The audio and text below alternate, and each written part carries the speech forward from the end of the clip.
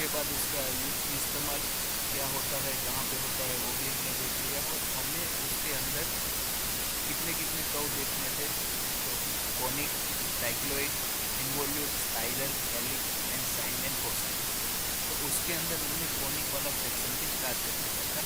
तो सबसे पहले हमारे दिमाग में आया था कि कौन कौन यानी कि क्या। तो हमने ये पढ़ा कि कौन में क्या होता है कि कोई एक फिक्स लाइन हम ले लें, उसका एक छोर हम फिक्स रखें और दूसरे छोर को हम कोई क्लोज लूप या फिर क्लोज कर्व के रूप में घुमाए, और उनसे जो हमारा कोई शेप बनता है उसे हम कहते हैं कौन। जैसे कि चॉकलेट की टॉफी हो गई, आइसक्रीम का कोन हो गया, ये सब आता है कौन के अंदर। और जो फिक्स पॉइंट होता है उसे हम बोलते हैं एपेक्स या वर्टेक्स।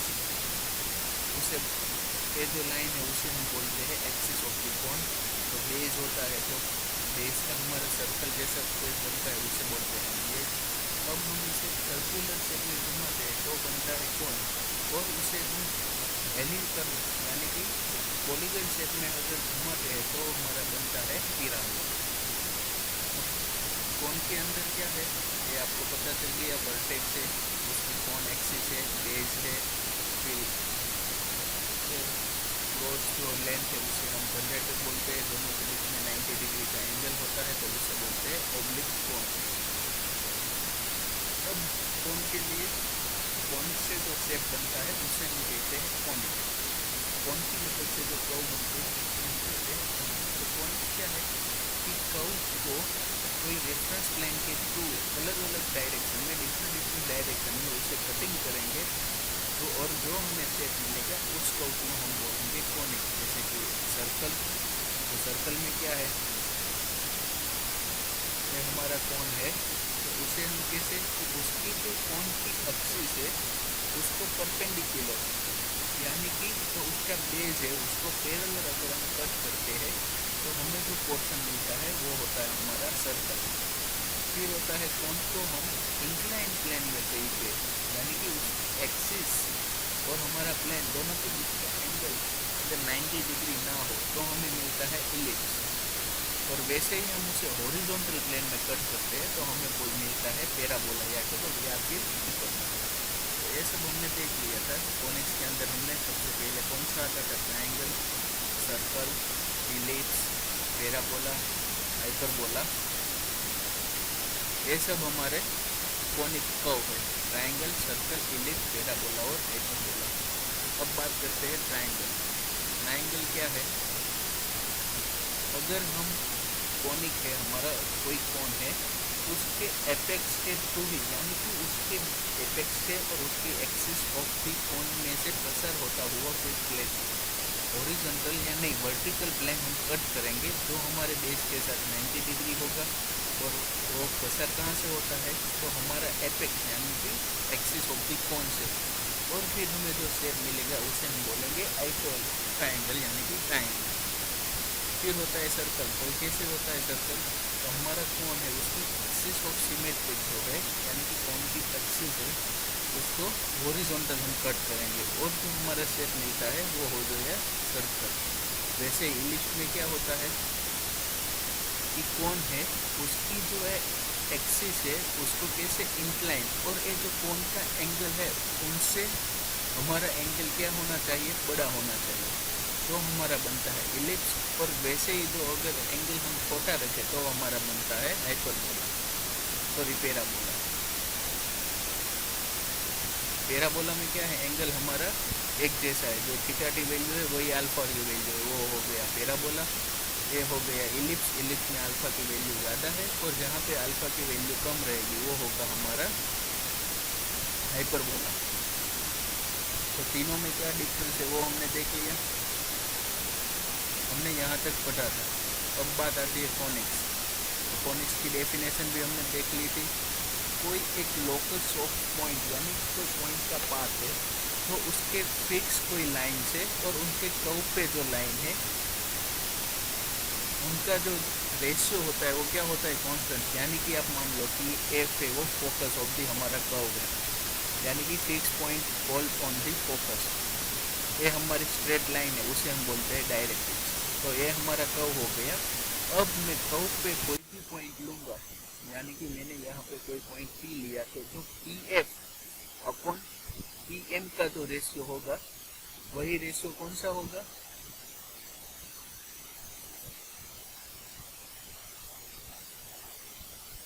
पहले तो इसेंट्रिसिटी क्या है वो हमने देखी थी। तो इसेंट्रिसिटी क्या होती है कि ratio of distance of point from the focus, focus से जो डिस्टेंस होता है कोई पॉइंट का वो, और उसका पॉइंट का डिस्टेंस है डायरेक्ट्रिक्स से, तो वो होता है हमारा इसेंट्रिसिटी। इसे हम ई बोलते हैं। यानी कि रेशियो कौन कौन का रेशियो? PF और ए जो है हमारा PM, PF अपॉन PM वो क्या हो गया हमारा इसेंट्रिसिटी। वैसे ही FQ upon FQ upon QN वो भी हो गया हमारा इसेंट्रिसिटी। यानी कि ये जो रेशियो है PF अपॉन PM का और FQ अपॉन QN का वो क्या है? कांस्टेंट है। और वो कितना होता है? इसेंट्रिसिटी। इसी को बोलते हैं lotus of the path, lotus of the point. यानी कि ये जो पॉइंट है वो ऐसा कोई रास्ते पे गति करेगा कि वो रास्ता कैसा होना चाहिए कि वो रास्ते से फोकस का पॉइंट और रास्ते से डायरेक्ट्रिक्स का पॉइंट का रेशियो हर जगह कितना मिलना चाहिए? हमें कांस्टेंट मिलना चाहिए। यानी कि ये कर्व पर हम कोई भी पॉइंट ऐसा लेंगे और वहां पे अगर रेशियो निकालेंगे उस पॉइंट से कर्व, फोकस से कर्व पॉइंट और कर्व पॉइंट से डायरेक्ट्रिक्स का, तो वो सभी जगह पे हमें इसेंट्रिसिटी जो है वो क्या मिलेगी? कांस्टेंट मिलेगी।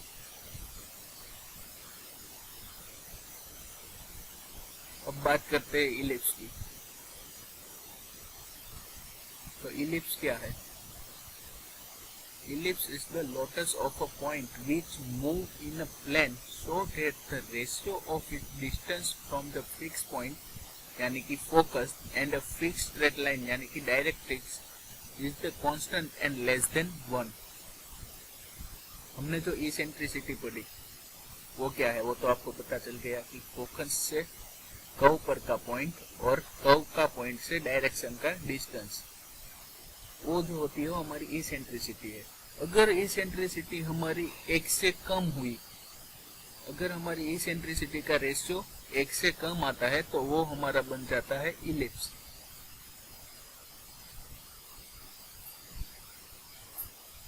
याद रखना है इलिप्स में जो एंगल है अल्फा वो थीटा से ज्यादा है, लेकिन इसेंट्रिसिटी 1 से कम है। ये हमारी एक्सिस ऑफ द कर्व हो गई, ये हमारा फोकस हो गया, ये कर्व का वर्टेक्स हो गया। तो क्या है कि F अपॉन P, FP और PM का ratio is equal to FQ और QN का ratio is equal to less than 1। तो हमारी इसेंट्रिसिटी 1 से कम हो गई तो वो हो गया हमारा ellipse.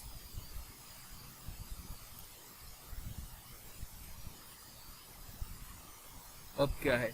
Ellipse is the lotus of the point which move in the plane so that the sum of its distance from the two fixed points called a focal point or a foci is a constant. The sum of the distance is equal to the major axis and of the ellipse.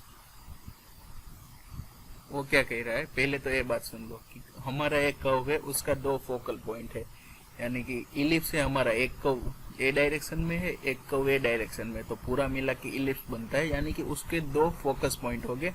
और ये जो A B है वो हम उसे बोलते हैं ellipse की मेजर एक्सिस, और ये जो सी डी है उसे हम बोलते हैं इलिप्स की माइनर एक्सिस। ये पॉइंट जो ओ है वो intersection point of the major and minor axis है। और AF1 और AF2 और BF2 दोनों क्या होता है? ये जो हुआ हमारा AF1 और AF2, ये जो हमारा है वो इक्वल होता है। ये फोकल पॉइंट बोलते हैं इसे, या तो फिर फोकी बोलते हैं।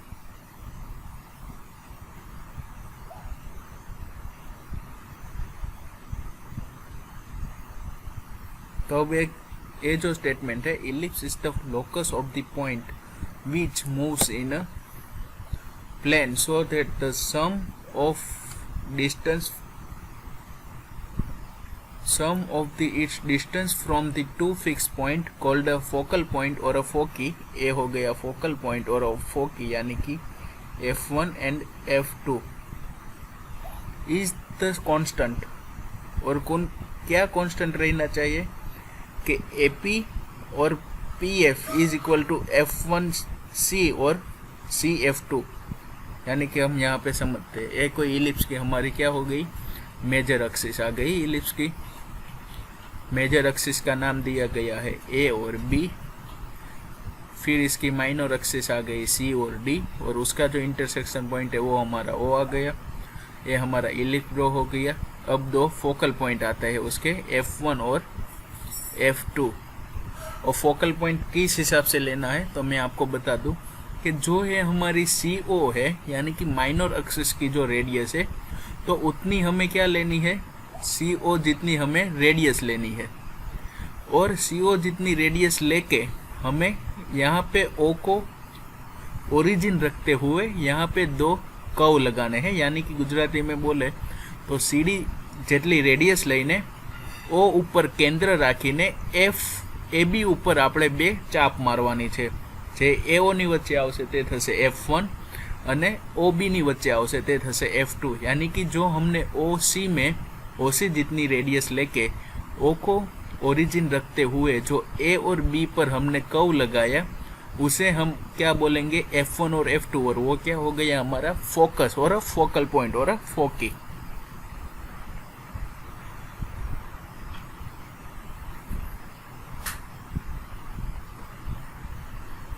अब हम कोई पॉइंट P ले ले हमारे कर्व पे, तो क्या होगा, पूरे कर्व के अंदर हमने कोई पॉइंट P ले लिया और F1P और F2P हमने दो लाइन खींच लिए। वैसे ही कोई पॉइंट मैंने दूसरा Q ले लिया तो F1Q और F2Q दो लाइन खींच लिए। वैसे भी मैंने C और F1C और F2C को जोड़ दिया, तो यहाँ पे F1D और F2D भी जोड़ दूंगा। तो क्या होता है, PF1 plus PF2 is equal to QF1 plus QF2 is equal to F1C plus F2C is equal to, अगर यहाँ पे मैंने D के साथ भी जोड़ दिया तो क्या होगा, F1D plus DF2 is equal to constant, यानी कि सभी की वैल्यू क्या हमें सेम मिलेगी। तो ये डेफिनेशन हमें ये बता रहा है, सम ऑफ द डिस्टेंस। समझ गए कि कोई हमने इलिप्स पे कोई फोकल पॉइंट ले लिया, फोकल पॉइंट कैसे निकालना है वो मैंने आपको बताया। F1 और F2 ले लिया। अब मैं कोई भी पॉइंट लूँ इलिप्स पे और मैं ये समेशन करूँगा F1P प्लस F2P या F1C, और वो सब का मुझे समेशन क्या मिलेगा, कांस्टेंट मिलेगा। लेकिन अब हमें क्या पता है, QF1 is equal to constant. अब हमारे पास है F1A plus F1B, F1A plus F1B is equal to F2A plus BF2, यानी कि A और B भी पॉइंट हमारा कर्व पे ही है। तो हम ऐसा भी लिख सकते हैं, फोकस के A पॉइंट और इतना डिस्टेंस इज इक्वल टू इतना प्लस इतना डिस्टेंस, यानी कि F1A plus AF2, F1A plus BF1 और F2B प्लस BF1, वो क्या है, वो भी एक कर्व का भी पॉइंट है, तो वो भी सेम होगा, वही कांस्टेंट होगा। अब हमें पता है कि AF1 और BF2 की वैल्यू क्या है, इक्वल है। तो क्या होगा, F1A is equal to F2B। तो हम यहाँ पे क्या लिख लेंगे, F1A plus F1B is equal to F2B plus F1A is equal to AB, यानी कि मेजर एक्सिस हो गई हमारी। F1A plus F1B is equal to F2B plus F1B is equal to AB। अब क्या है कि CF1 एंड CF2, तो CF1 एंड CF2 वो भी इक्वली होगा क्योंकि ये माइनर एक्सिस का पॉइंट है। तो उस केस में क्या होगा, CF1 is equal to 1/2 AB, यानी कि ये जो डिस्टेंस है हमारा CF1, ये हमारी जो मेजर एक्सिस है उससे आधा होगा। यहाँ तक आपको समझ में आया है, क्लियर। अब हम कोई एक इलिप्स कैसा होता है और दौड़ने की ट्राई करते हैं। हमारे पास डेटा है major axis 100 mm, minor axis 16 mm। Major axis मैंने 100 mm की ड्रॉ कर ली, उसके मैंने नाम दे दिया AB। अब 100 का आधा यानी कि 50 तक, 50 तक मैं क्या करूँगा, यहाँ से एक माइनर एक्सिस ड्रॉ करूँगा जो 30 mm नीचे रहेगी, 30 mm ऊपर जाएगी। माइनर एक्सिस मैंने सीढ़ी ड्रॉ कर ली। अब क्या है, CF1, जो हमारा F1 यहाँ पे आएगा, CF1 is equal to 1/2 AB, यानी कि 50 जितना आएगा। तो CF1, तो मैं क्या करूँगा, यहाँ से 50 mm तक मुझे कोई एक पॉइंट मिलेगा, उसे मैं क्या F1 नाम दे दूंगा, F1। और क्या मैं कर सकता हूँ, C पे ओरिजिन रखते हुए 50 mm की मैं रेडियस लेते हुए यहाँ पे एक कर्व खींचूंगा परिकर की मदद से। तो यहाँ पे मुझे F1 मिल गया। वैसे ही F1O है उतना ही OF2 होगा, या तो फिर मैं इसना भी दूसरी बार करता हूँ तो मुझे F2 मिल गया और मैंने पूरा एक जो है इलिप्स ड्रॉ कर दिया।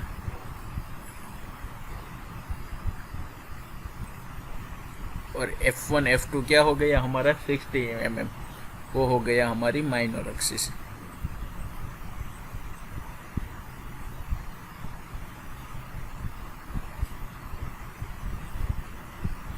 अब हम बात करते हैं कि इलिप्स का यूज कहाँ पे होता है। वो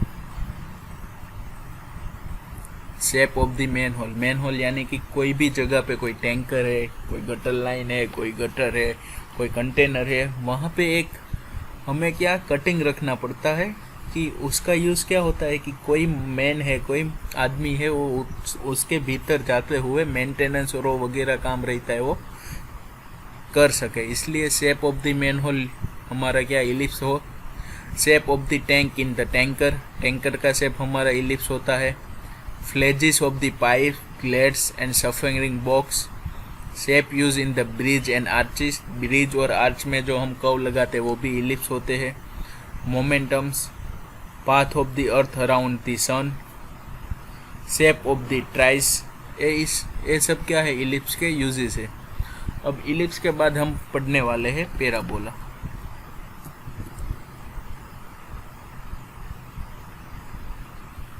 तो पैराबोला क्या होता है वो हम देख लेते हैं। तो पैराबोला की डेफिनेशन क्या है, the parabola is the locus of the point which moves in the plane so that the distance from the fix point and the fix straight line are the always equal. इसमें भी क्या है, locus of the point यानी कि PF upon PM is equal to FQ upon QN। जैसे ellipse में हुआ था वैसे ही पैराबोला है, लेकिन इलिप्स में हमारी इसेंट्रिक क्या थी, 1 से कम। पैराबोला में क्या होगी, eccentric is equal to 1। The ratio known as the eccentric of its the distance from focus to the directrix is a constant and is equal to 1। Ellipse में क्या था, लेस देन 1 था। पैराबोला में क्या था, पैराबोला में क्या है, इक्वल टू 1 है। पैराबोला का यूज़ कहाँ पे होता है, तो मोटर कार की जो हमारी हेड लैम्प है उसका जो कांच होता है वो पैराबोला शेप में होता है। साउंड रिफ्लेक्टर यानी डिटेक्टर का जो भी मशीनरी बनता है वो पैराबोला का होता है। ब्रिजेस और आर्चिस में भी कहीं कहीं पे यूज़ होता है। कूलिंग टावर पैराबोला के शेप में होता है। Part of the particle through at any angle with the earth, यानी कि अगर हम लोग क्रिकेट खेल रहे हैं और आपने किसी पे शॉट लगाया और 6 कर रहे हो, 6 मार रहे हो, तो वो क्या होगा, एक पैराबोला शेप में ही हमारे पास अर्थ पे रिटर्न आएगा। अब बात करते हैं hyperbola.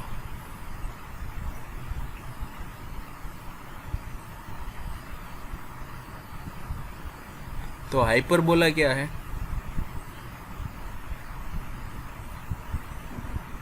it is the lotus of the point which moves in the plane so that the ratio of its distance from the fixed point focus and the fixed line is a constant in the n greater than 1। यानी कि eccentricity ellipse में 1 से कम थी, parabola में E is equal to 1 थी, और hyperbola में eccentricity 1 से ज़्यादा होगी।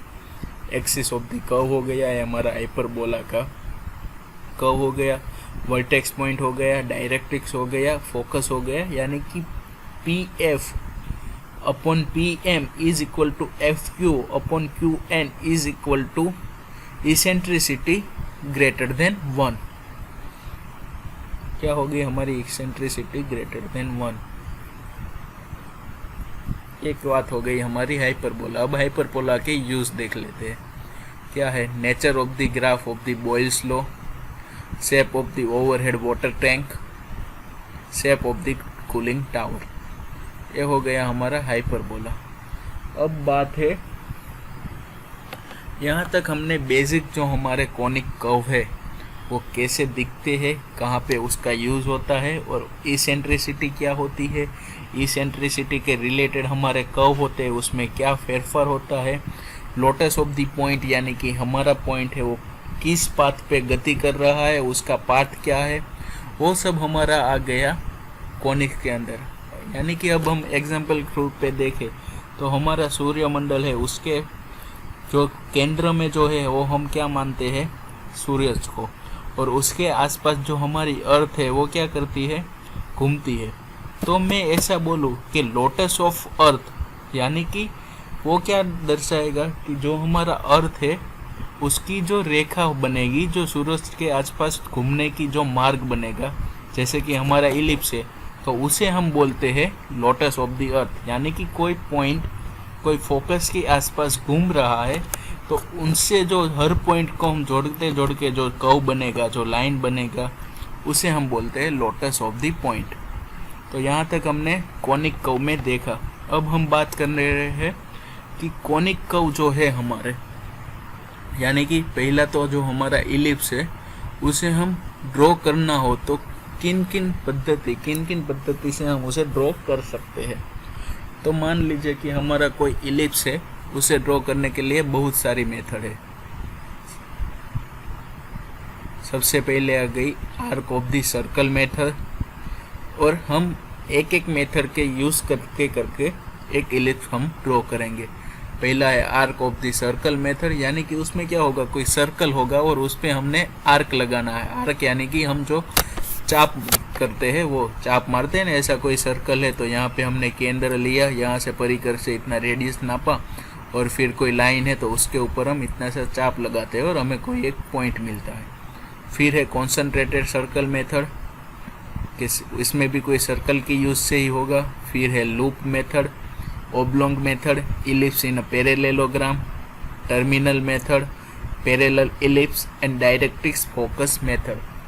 इन सब मेथड से हम क्या करेंगे, इलिप्स का ड्रॉ करेंगे, और कैसे ड्रॉ होता है अब वो मैं आपको सिखाने वाला हूँ।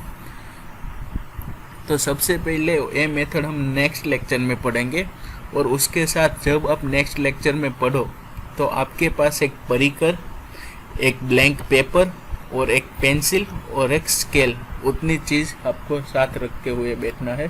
जैसे मैं बोलूँगा उस हिसाब से आपको वहाँ पे प्रैक्टिकल करना है, और वही जो प्रैक्टिकल आप करोगे उसका ही फोटो पाड़ के मुझे आपको मुझे असाइनमेंट में सबमिट कराना रहेगा। इसलिए नेक्स्ट लेक्चर में आप जब भी जी के लेक्चर इंजीनियरिंग ड्राइंग के साथ बैठो तो हम arc of the circle method और जितनी भी मेथड होगी उसके हिसाब से हम क्या बनाएंगे, इलिप्स बनाएंगे, और वो इलिप्स कैसे बनता है, कैसे दिखता है, वो हम देखेंगे। तो अगर हमारा प्रैक्टिकल पॉसिबल होता है ऑफलाइन तो हम उसकी सीट भी हमें बनानी रहेगी, यानी कि आपको एक ड्राइंग सीट लेनी पड़ेगी, टाइटल बॉक्स डालना पड़ेगा, उस पर आपको डायमेंशन दिखाना पड़ेगा, नंबरिंग करना पड़ेगा, वो सब करके आपको क्या है, इलिप्स ड्रॉ करना है। लेकिन अभी तो वो पॉसिबल नहीं है। इसके हिसाब से आपको एक ब्लैंक पेपर ले लेना है, एक परिकर यानी कि सर्कल ले लेना है, पेंसिल और स्केल, उतनी चीज़ आपको पास रखते हुए नेक्स्ट लेक्चर से रखनी है। तो अब हम method of drying of the ellipse यानी कि हम इलिप्स ड्रॉ करना स्टार्ट करेंगे। तो अभी आज हमने जो पढ़ा है उसके थ्रू मैं आपको अटेंडेंस के क्वेश्चन दे देता हूँ।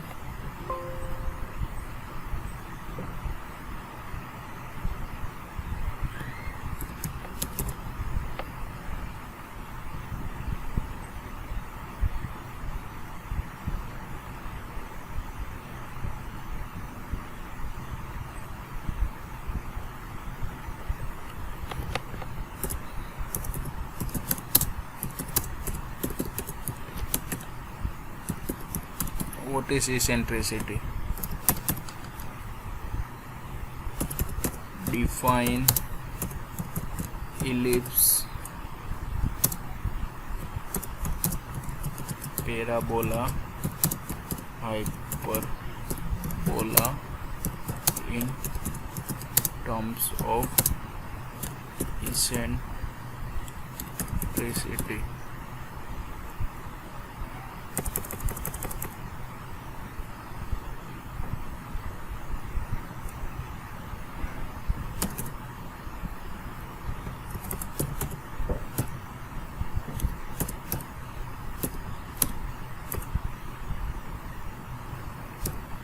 इन टर्म्स ऑफ इसेंट्रिसिटी। और आपको फिर एक बात और, यूजेस ऑफ कॉनिक कर्व्स। आपको ये 3 क्वेश्चन जो है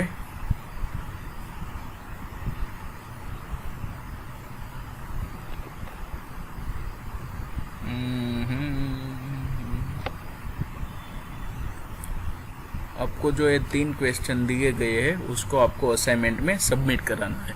what is the eccentricity, define the ellipse, parabola, hyperbola in terms of the eccentricity, यानी कि इसेंट्रिसिटी लेस देन 1 हो गया तो ellipse, eccentricity is equal to 1 हो गया तो पैराबोला, और इसेंट्रिसिटी ग्रेटर देन 1 हो गया तो हाइपरबोला।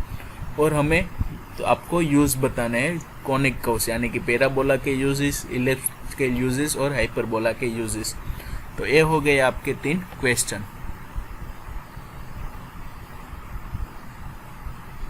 क्लियर है? तो यहाँ तक हम रखते हैं।